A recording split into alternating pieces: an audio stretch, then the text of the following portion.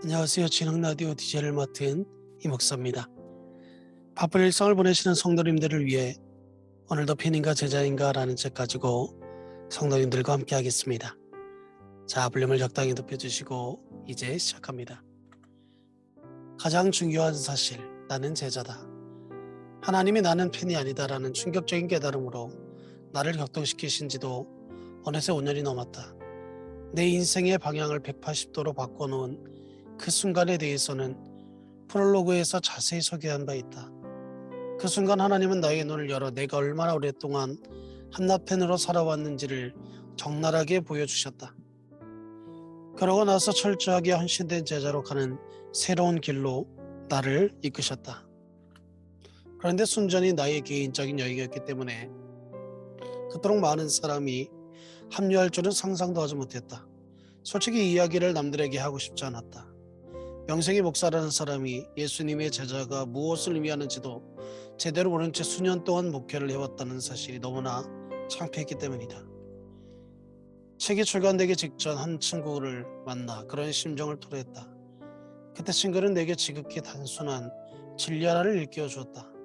하나님이 내 안에서 행하시는 일을 나를 통해서라도 하시려는 것이 너무나 당연하지 않는가. 처음에는 부담스럽고 난감했지만 팬에게 제자로 변한 사람들의 사연을 들으면서 점점 용기가 쏟아났다. 저는 뭐뭐이며 팬이 아닙니다. 이렇게 끝나는 이메일과 편집, 페이스북, 메시지가 매일같이 빗발쳤다. 이 책의 출판이 출간되고 몇 년이 지나 테네시주 캔들린버그의 한 컨퍼런스에서 강연을 했는데 나를 소개할 목사와 무대 뒤에 잠시 이야기를 나누게 되었다. 그는 내 책이 자신만이 아니라 자신의 교회에도 선한 영향력을 끼쳤다고 말했다.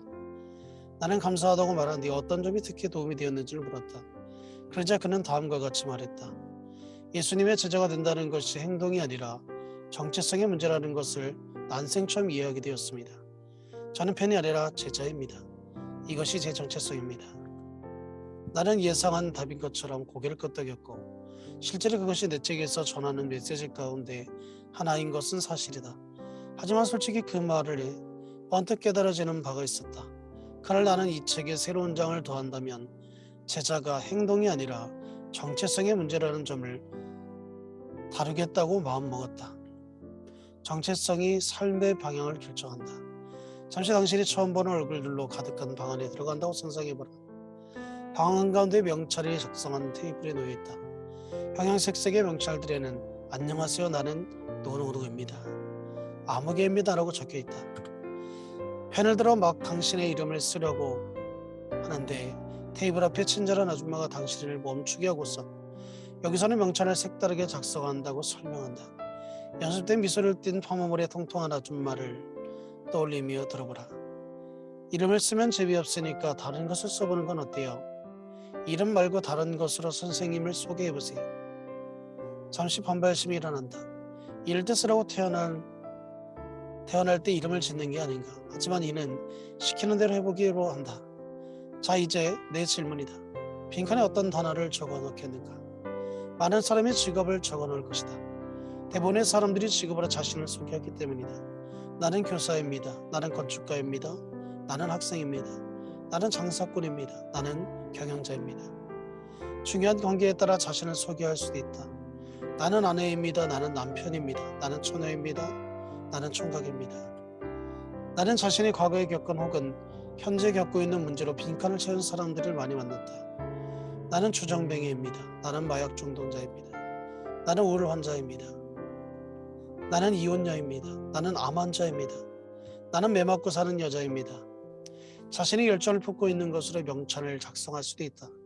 안녕하세요, 나는 골퍼입니다. 나는 사진 애호가입니다. 나는 공화당 지지자입니다. 나는 민주당 지지자입니다. 관심사로 자신을 소개할 사람들이 많을 것이다.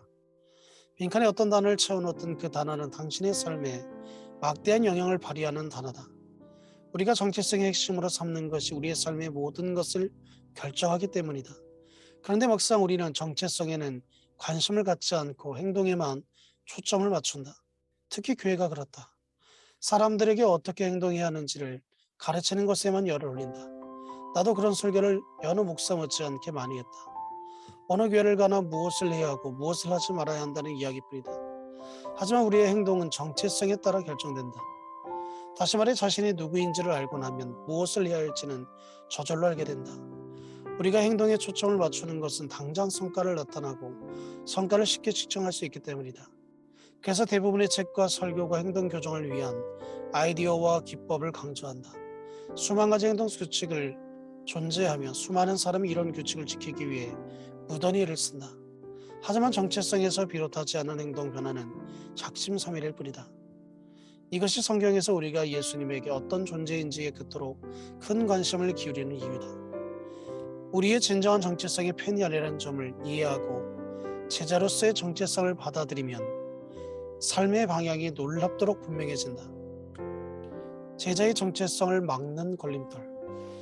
이런 메시지를 설파하면서 가만히 살펴보니 사람들이 제자가 되라는 그리스도의 부르심에 응하지 못하는 큰 걸림돌 중 하나가 남들의 부정적인 말이다. 정체성과 관련해서 두 가지 중요한 요인이 작용한다. 하나는 초기 정보 요인이다. 어릴 적에 들은 말일수록 마음 깊이 새겨지는 법이다. 두 번째 요인은 잦은 정보 요인이다.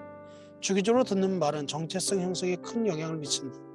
처음에는 흘려들었던 말도 자꾸 듣다 보면 점점 맞는 말처럼 들린다.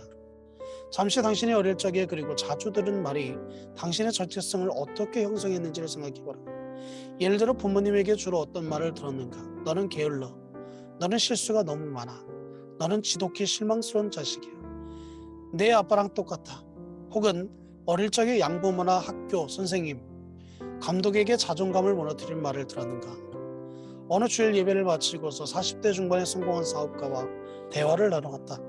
그런데 뜻밖에도 그는 최근에 지독한 실패감을 시달리고 있었다. 그런 실패감이 어디서 왔는지 간에 한참 이야기를 나누다가 마침내 나는 이렇게 말했다. 말이 되지를 않습니다. 선생님을 보면 누구나 성공한 사람이라고 말할 것입니다.